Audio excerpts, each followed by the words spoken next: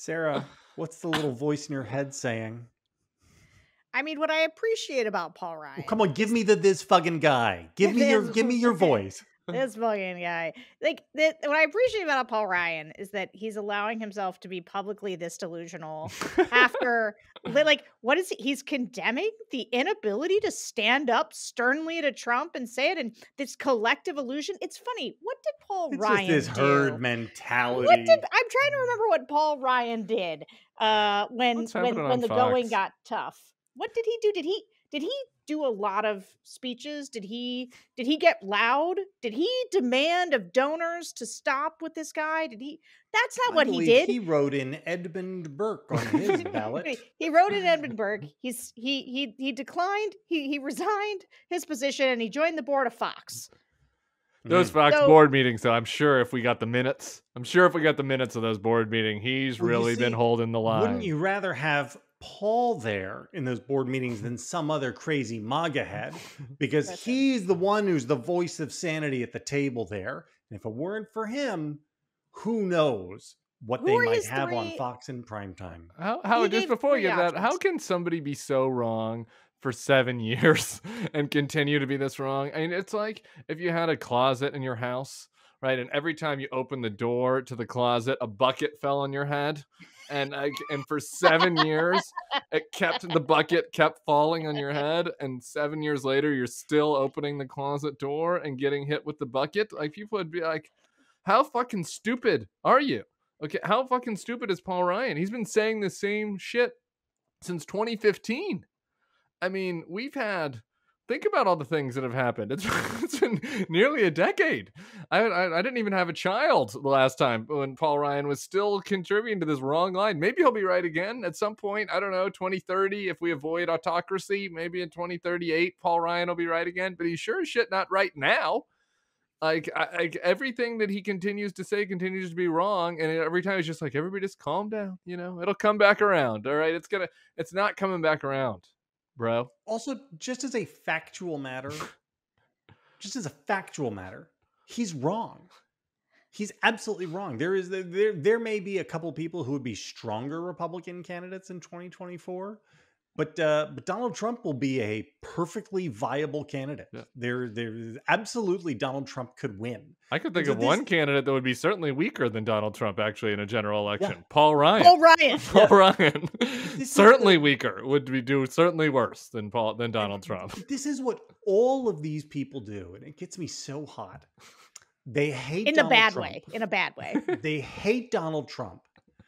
But the only permission structure they have to criticize Trump is that Trump is bad for Republican victory. That's everything else they're agnostic on.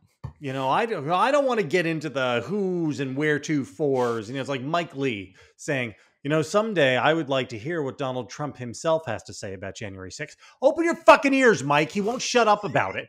All he does is talk about what he thinks about January 6th. This is Paul Ryan too. Paul Ryan is like, I don't know about all this other stuff, but what I do know is this: Donald Trump is bad for Republican victory. It's like, what is wrong? What is so broken in you that you are so addicted to team politics that you can't conceive of something worse about a person than that they might be bad for your party?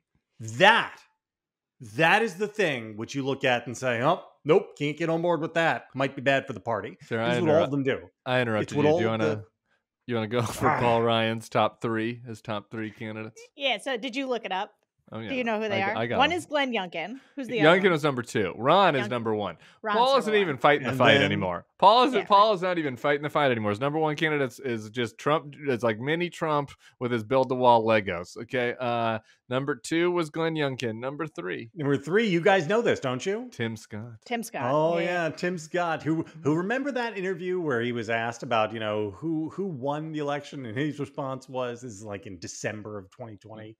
Well, I don't want to get dragged into that. You'd have to go ask the president who won the election. Mr. Courage, Tim Scott. What place would Tim Scott finish in South Carolina, Sarah? I would like your take after being in some primaries. Let's say that there's a primary against Donald Trump. It has Donald Trump, It has Donald Trump. It has Ron DeSantis, Candace Owens, Nikki Haley and Tim Scott. What place do you think Tim Scott would finish in his own home behind state Candace primary? Owens? Behind it would be a 100%, tough. right? It would be a really tough sell to see whether Nikki Haley or Tim Scott Got finished. fourth. Yeah, got fourth. That'd be a tough. I don't know. I mean, Throw so Kerry in there. here's the thing: is like, and this is why I wrote this piece about Goodbye to the Good Republicans. Like, the willful, and I love Paul Ryan. I used to love Paul Ryan. Like, now I don't know what to do with Paul Ryan, but like I always liked Paul Ryan. And I love when swing voters sort of act like Paul Ryan might come back and save them. You know, they're like, remember Paul Ryan? He was great. Do you think he'll run again? No, Paul Ryan's gone. The party ran him out on a rail. He's over. And so like his But he still loves his party. Yeah. The party has no use for him, but he loves his party. Right? And this is where Ron DeSantis is actually only a fusion candidate in the sense that people like Paul Ryan are able to fuse their delusions together about like, yeah, he's like he's a normal guy. He's a normal Republican.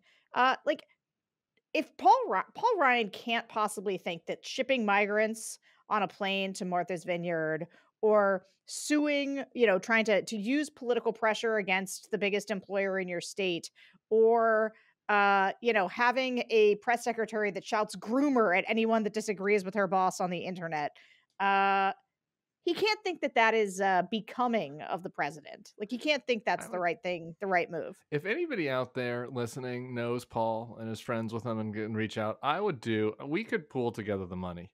There's nothing that I would enjoy more than just me and Paul going on a trip to a MAGA rally or a Kerry Lake rally and just kind of moseying through the crowd. And I just want Paul. I just need Paul to get out of his little bubble, get out of the board meetings at Fox, stop going to meet with Paul Singer, and just like, let's come out and just hang out with the people. Like, do you think Paul Ryan could even get out of a MAGA rally? Like, if we just like airdropped him into the middle of an event, like could he safely make it back to his car?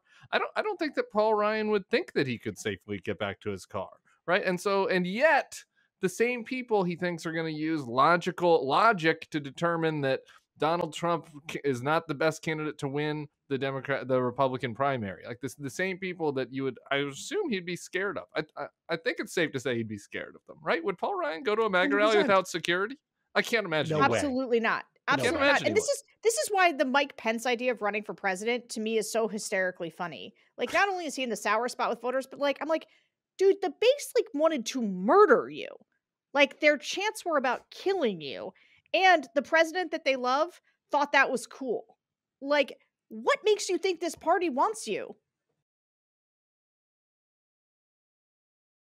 Hey, hope you enjoyed that teaser of The Next Level. Click the link down below for the full episode and head on over to the Next Level YouTube page and click that subscribe button.